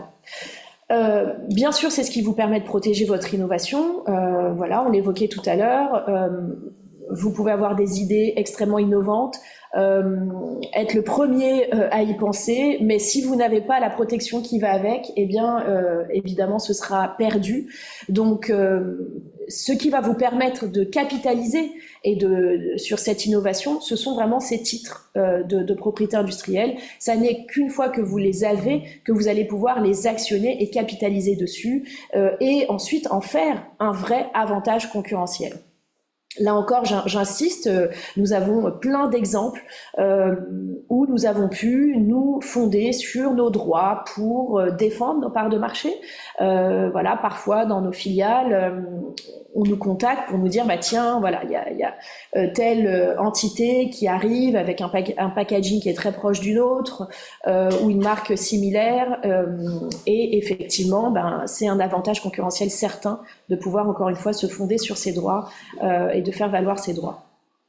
Et évidemment, ça renforce l'identité de l'entreprise. voilà, je lisais tout à l'heure un article donc qui citait toutes les grandes marques qu'on connaît, Nike, il y avait Apple, et évidemment, voilà, c'est une vraie identité derrière en fait la simple marque. C'est qui est cette entreprise en fait, qu'est-ce qu'elle véhicule, voilà. Donc en tant que Française, évidemment, l'industrie du luxe est extrêmement importante. Donc voilà, sachez que au début, ça peut vous sembler anodin, la marque, mais en réalité, in fine, c'est une fois de plus ce qui va être la façade et l'image de votre entreprise. Alors, c'était drôle quand vous montriez tout à l'heure les exemples de différents types de marques. Donc voilà, on a eu effectivement la même idée, et c'est peut-être intéressant de voir que même dans une industrie pharmaceutique, on peut, entre guillemets, varier, s'amuser, oui. En actionnant effectivement toutes les marques qu'on peut avoir. Donc, bien sûr, la plus classique, c'est la marque Verbal, qu'on peut décliner en marque semi-figurative avec des logos. Le slogan est aussi important, on n'y pense pas aussi forcément, mais c'est quand même un élément très important. Nous déposons aussi à titre de marque tridimensionnelle, les comprimés, la forme des comprimés, et notamment dans la lutte contre la contrefaçon, contre la falsification, ça peut être extrêmement utile parfois. On peut avoir des saisies où il n'y a que les comprimés en vrac. Et donc là, le fait d'avoir notre marque apposée sur le comprimé et aussi d'avoir protégé la forme du comprimé lui-même, ça peut nous aider dans ce genre de cas. Et nous avons toujours des déclinaisons en langue locale. Donc voilà, moi on me consulte parfois sur la version arabe, et c'est drôle parce qu'on n'a pas toujours la même selon qu'on soit dans les pays du Maghreb ou dans les pays du Moyen-Orient. Je les ai pas toutes mises. Ce qu'il manque peut-être, c'est des exemples pour vous montrer aussi les packaging qu'on peut, comme je vous le disais tout à l'heure, protéger soit à titre de marque, soit à titre de dessin et modèle. Vous faites un cumul de protection par rapport aux marques 3D? Oui. Et en tant que marque et en tant que dessin et modèle, c'est ça? Oui, exactement. Oui, on fait les deux. Tout à fait. Et alors là, je l'ai pas mise dans la slide, mais très récemment, on a déposé une marque de mouvement, et donc une marque sonore. Voilà, c'est exactement. On commence à se lancer un peu dans les marques non traditionnelles. C'est la tendance. Alors oui, on pourrait dire que notre industrie s'y prête un peu moins, mais bon, ça, moi, je pense que ça a un intérêt. Alors, donc, sur la marque pharmaceutique en particulier, il y a des choses qui sont évidemment communes à toutes les industries et des choses qui sont vraiment propres à notre industrie. Bien sûr, c'est la garantie de la qualité du produit, comme dans toutes les industries, avec quand même la particularité qu'on parle ici de produits pharmaceutiques. Donc, derrière, il y a un enjeu de santé publique et il faut que le patient puisse se dire, OK, telle marque, je sais, voilà, c'est un produit qualitatif. Ça renforce évidemment le lien avec le patient. On a par exemple des cas de patients qui voyagent et puis vous voyez qui vont dans d'autres pays et puis du coup pour eux c'est important de pouvoir avoir ce lien, de se dire ok, moi je recherche tel produit parce que j'ai confiance, parce que ça me convient, voilà. Donc il y a vraiment ce lien avec le patient. Et derrière, ce qu'on veut absolument éviter, c'est le risque d'erreur médicamenteuse.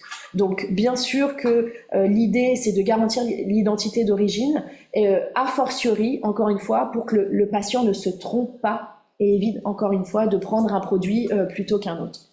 Et bien sûr, c'est un outil efficace dans la lutte contre la contrefaçon, même si c'est loin d'être le seul. Dans le domaine pharmaceutique, on va aussi se baser sur la législation pharma, justement, en tant que telle, parce que ce qu'on cherche, évidemment, encore une fois, c'est protéger le patient. Donc, on va élargir le scope, on va pas se contenter de protéger nos droits de propriété industrielle, et c'est d'ailleurs pas vraiment pour ça qu'on le fait, on le fait vraiment pour protéger le patient. Donc, si c'est plus facile, si c'est plus efficace, on va encore une fois élargir le scope. Il y a un lien particulier avec les affaires réglementaires. Donc, vous savez, pour pouvoir vendre un médicament dans un pays, il faut avoir obtenu une autorisation de mise sur le marché. Et dans ce dossier, on doit mentionner le nom de marque. Donc, au-delà du lien avec le patient, c'est aussi notre porte d'entrée, quelque part, pour pouvoir commercialiser le produit dans le pays. Et c'est vrai que c'est une activité qui est vraiment transverse. Comme je vous l'expliquais tout à l'heure, par exemple, pour les ateliers de création de noms, il en va de même pour la validation des noms. On fait intervenir nos collègues de la recherche, donc au stade de la R&D, pour savoir quelle est la molécule, quels sont en fait les effets du médicament, dans quelle indication thérapeutique on est, quel va être le mode de fonctionnement aussi de ce médicament, quel est le bénéfice pour le patient. Donc on fait intervenir également les affaires réglementaires par rapport aux spécificités des agences de santé locales, le marketing évidemment, et donc notre direction, et on a un système de validation des noms qui remonte jusqu'au président du groupe pour les gros projets, les gros produits. Et ça me fait une transition parfaite avec la slide d'après, parce que c'était donc le dernier projet monde sur lequel nous avons travaillé, un anticancéreux. Donc le nom de la molécule c'est le vorasidenib, mais la marque qui a été retenue c'est le Voranigo.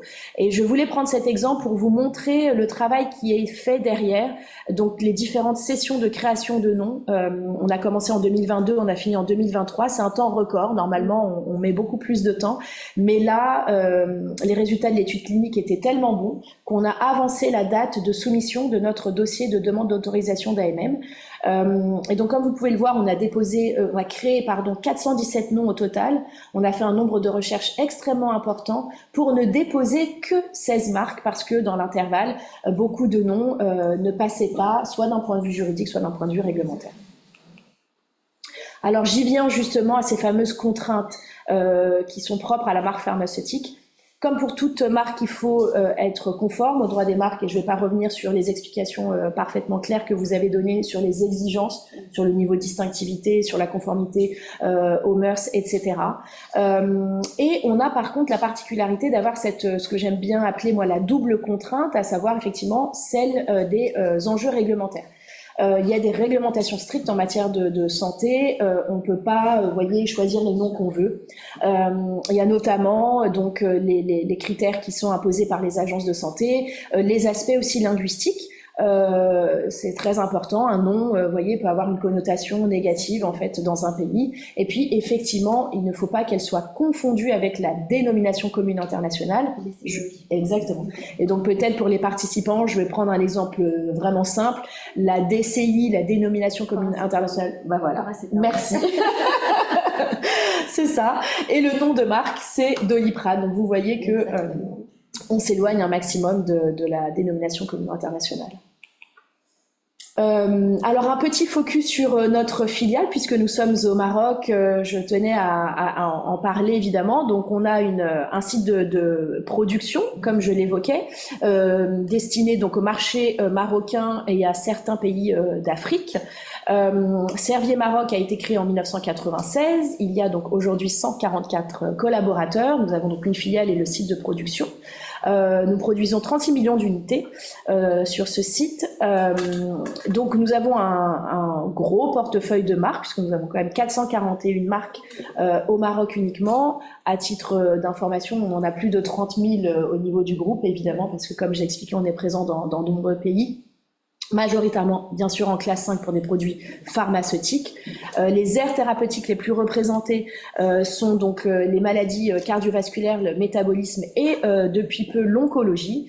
Et les 5 spécialités dans lesquelles on vend le plus donc au Maroc, c'est le traitement du diabète, de l'hypertension artérielle et des troubles veineux, avec des marques que vous connaissez peut-être, vous me direz, Diamicron, Coveram, Daflon, Coversil et Préterax. Bon, c'est pas grave.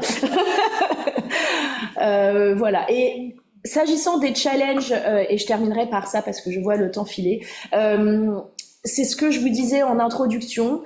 Quand bien même on est donc un grand groupe et non pas une PME, on est effectivement nous aussi de plus en plus challengés sur les ressources financières et humaines parce que, comme je l'expliquais, 30 000 marques, c'est un gros portefeuille évidemment. Toutes les personnes au sein du groupe, notamment dans les entités business, n'ont pas forcément justement en tête l'intérêt de cette activité, pourquoi il faut protéger les titres, pourquoi il faut les défendre, etc. Donc c'est une activité aussi perpétuelle. Donc vous voyez, aujourd'hui on sensibilise les PME, mais c'est un travail de sensibilisation en fait constant, et au sein de l'INTA on le fait régulièrement, en interne on le fait régulièrement. Donc voilà, et la particularité encore une fois, c'est effectivement qu'on se retrouve avec un très gros portefeuille parce qu'il faut déposer énormément de marques pour être sûr d'en avoir une qui soit acceptée et par les offices de propriété intellectuelle et par les agences de santé.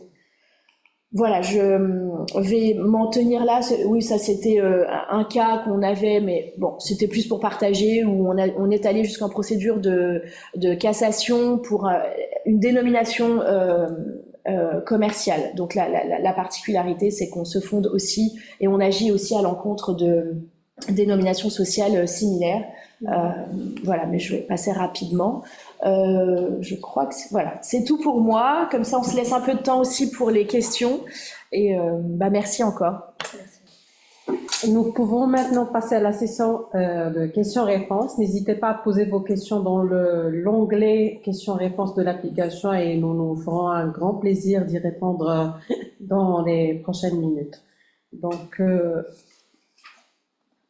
je pense qu'on a...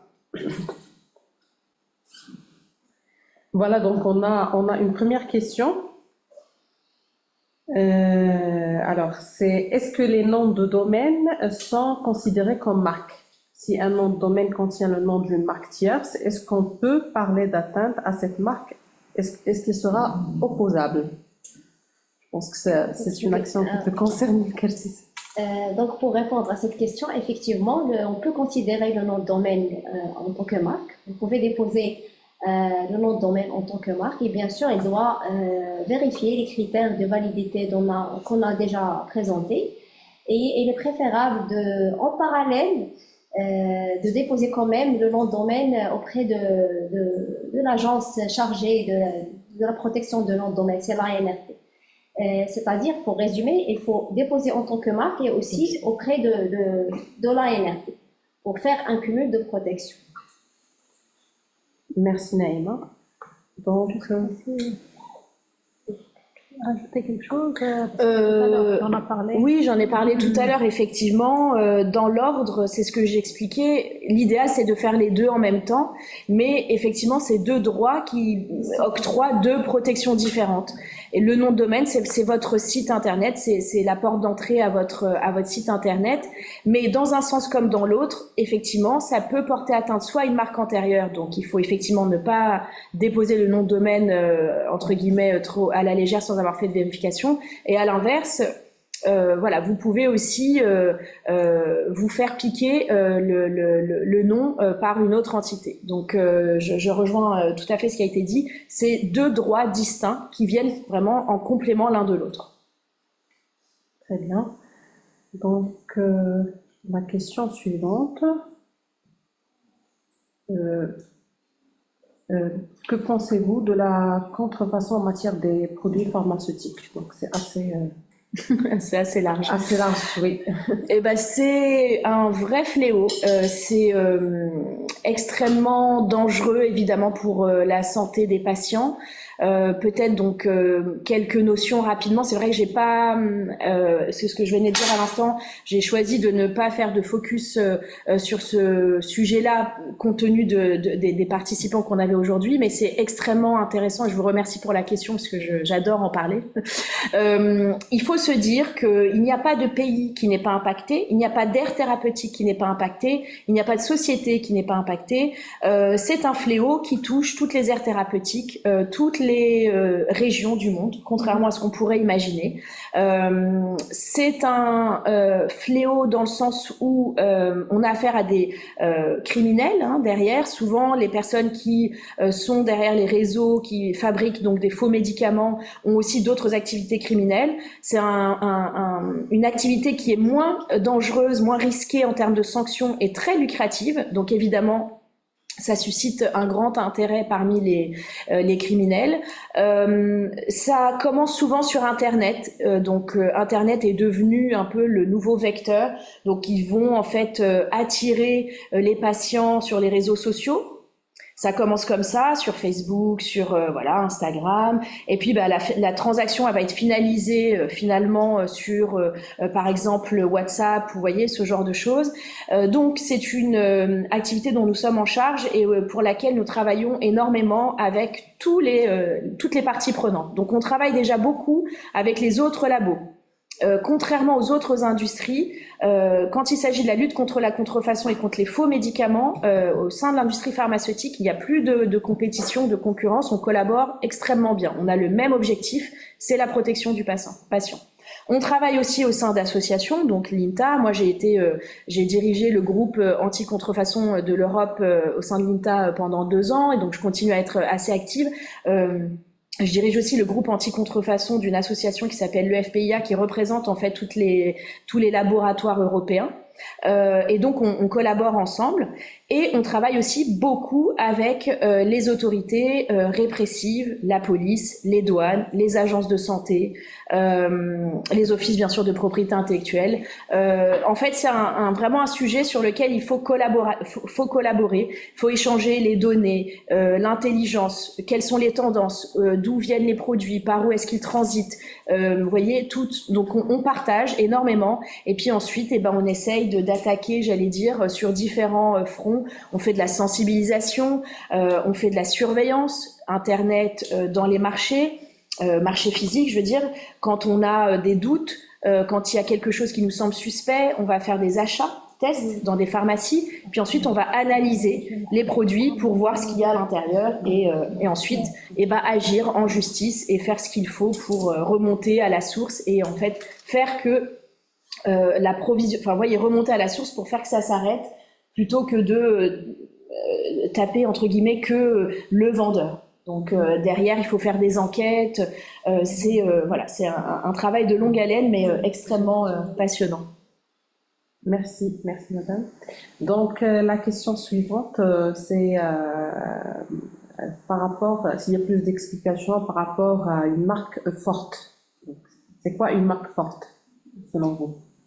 Donc, je vais être directe. Une marque forte, juridiquement, ça veut dire qu'il respecte les critères de distinctivité dont on a déjà présenté. Et plus qu'une marque forte, plus que la probabilité d'être acceptée est élevée. Donc, pour résumer, une marque forte, de point de vue juridique, j'insiste, c'est une marque qui respecte les critères de validité tels que présentés dans les articles de la loi 1797. Bien sûr, de point de vue marketing, c'est autre chose. Il faut choisir une marque qui attire l'attention, attire beaucoup une segmentation de clientèle beaucoup plus. Sinon, par rapport juridiquement, c'est une marque qui est distinctive et qui respecte les critères de validité. Donc, est-ce que je peux me permettre d'ajouter un commentaire parce que ça me fait penser à ce que nous posaient comme question en fait nos collègues du marketing, notamment quand j'étais donc chez Procter & Gamble, où en fait typiquement ils venaient avec des marques parfois très très très faiblement distinctives, donc glossy quelque chose pour un produit pour les cheveux, enfin voilà. Et donc on leur expliquait très bien, si vous voulez une marque glossy quelque chose, vous n'empêcherez pas un tel et un tel de faire glosso ou glossa ou vous voyez, donc en fait, derrière effectivement la protection juridique que ça confère, c'est que ce qu'il faut se dire, c'est que surtout plus votre marque est forte juridiquement, donc plus elle est distinctive et originale, et plus vous allez empêcher les autres de s'en approcher. Ça fait comme une espèce de bouclier. J'aime bien utiliser l'image du bouclier parce que voilà, ça vous donne un bouclier plus important, alors que si vous avez une marque qui est en fait un peu faible, n'importe qui pourrait avoir un nom similaire en fait. Merci. Monsieur Kaiser, je ne sais pas si vous avez un avis par rapport à cette question. Non, effectivement, je pense que la distinctivité est quand même le critère numéro 1 sur la force des marques. Je pense que vous avez parfaitement répondu à la question. Ouais. Très bien. Merci. Donc, la question suivante, c'est par rapport à la protection d'une marque ou bien le dépôt d'une marque par une personne physique. Est-ce qu'une personne physique peut déposer une marque? Est-ce qu'elle bénéficiera des mêmes droits de protection que pour le cas d'un dépôt effectué pour une personne morale, pardon? Oui, effectivement, une personne physique peut aussi demander la protection de marque comme une personne morale, avec les mêmes droits et avec les mêmes avantages. Très bien. Donc, question suivante. quel conseil à donner aux entreprises nouvellement créées par rapport à la protection des différents actifs de propriété industrielle? En fait, le conseil le plus important, c'est de faire un cumul de protection, demander la création de noms commerciaux, c'est en premier lieu. Penser à protéger aussi les noms, les marques et aussi les dessins et modèles industriels en ce qui concerne les emballages des produits. Et aussi, lorsqu'il s'agit des innovations technologiques, il faut penser aussi à utiliser le droit des brevets. Ça, c'est ce qu'on appelle le cumul de protection. Question suivante, je pense qu'elle s'adresse à Monsieur Kaiser. Pour la cartographie des brevets, est-ce que les chercheurs porteurs d'un projet de transfert de technologie peuvent bénéficier du service de l'INPI et à quel prix? Oui, bien sûr, ça s'adresse évidemment également aux chercheurs, hein, cet outil de cartographie, vous pouvez le demander à l'INPI, ça se fait, vous pouvez faire directement la demande en ligne sur le site. Et quelqu'un va prendre contact avec vous, va discuter avec vous de votre projet, définir avec vous les termes de la recherche, la classification internationale de votre invention éventuellement, et pouvoir vous dresser une cartographie et avoir un atelier de restitution de ces résultats pour vous présenter les domaines d'activité et de R&D de vos concurrents, où se positionne éventuellement votre invention par rapport à ces secteurs-là. Et cette prestation coûte 3 600 € et peut éventuellement, comme je le disais tout à l'heure, être financée à hauteur de 50% par la prestation du pass pays de l'INPI. Donc ça revient à 1 800 € si vous bénéficiez du pass pays. Merci Kaiser.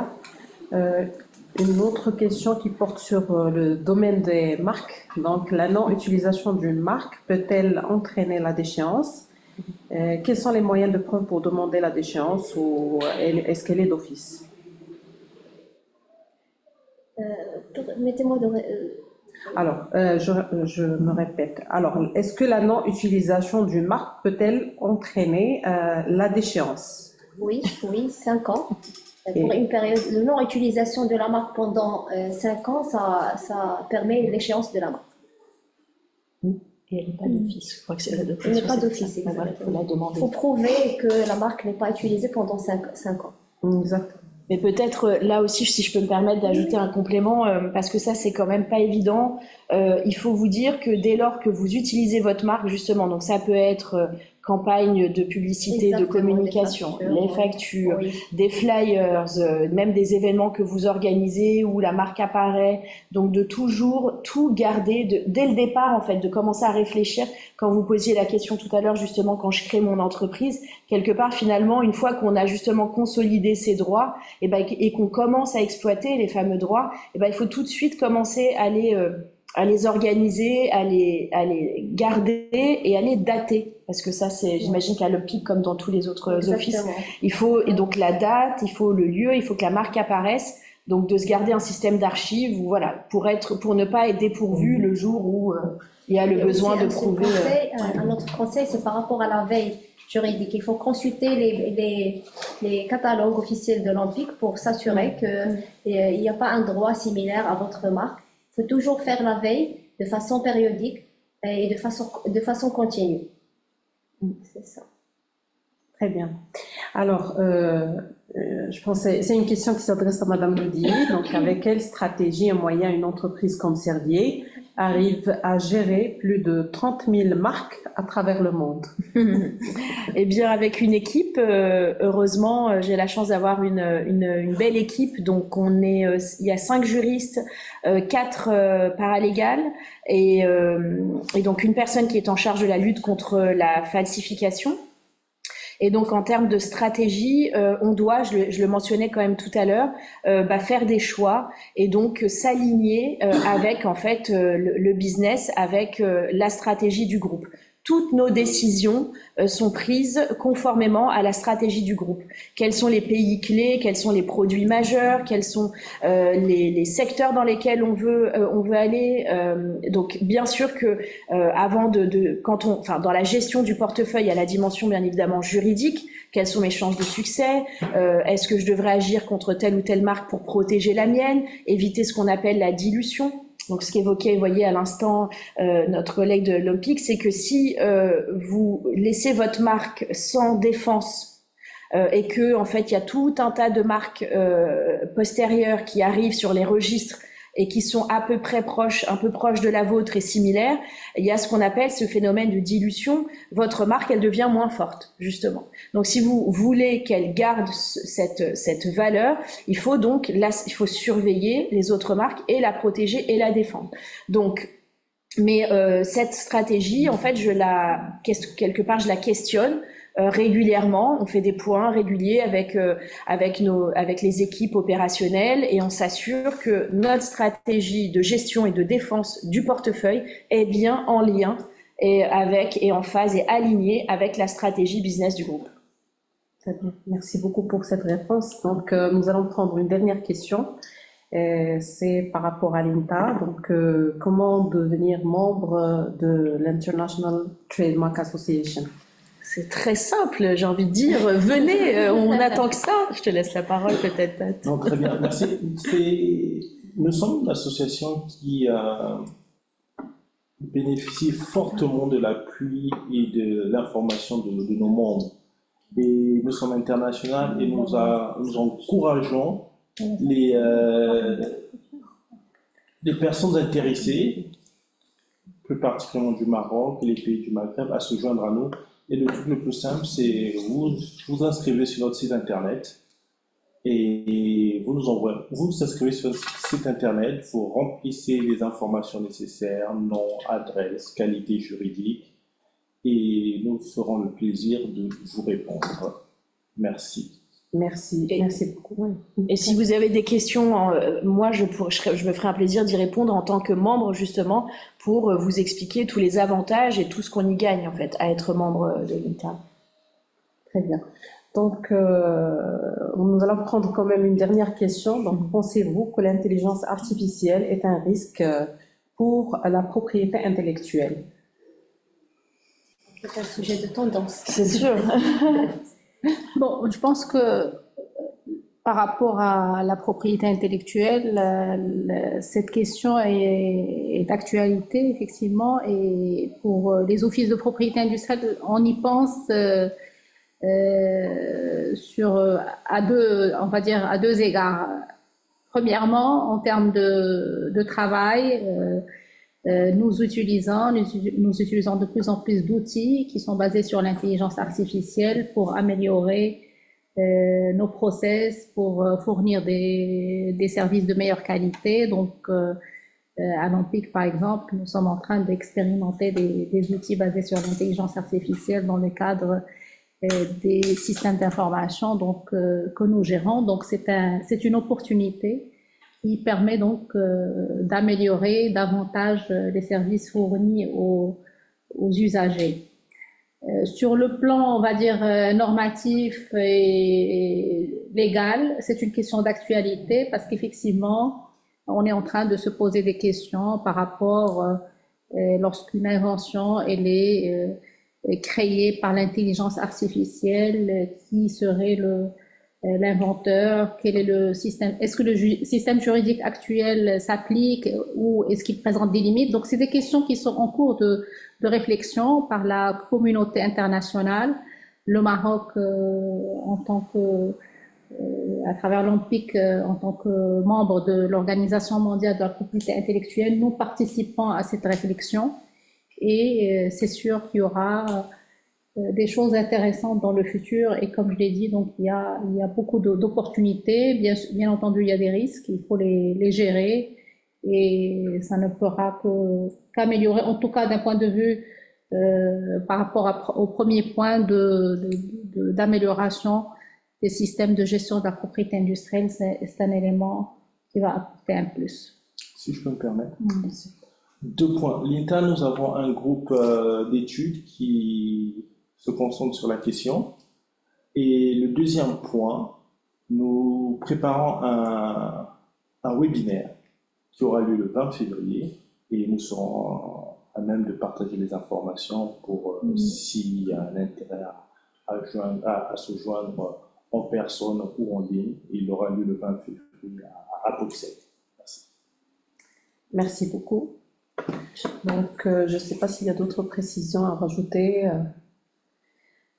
Voilà, donc nous arrivons à la fin de ce webinaire. Je tiens à remercier chaleureusement tous nos intervenants et intervenantes pour leur présentation captivante et leurs conseils précieux.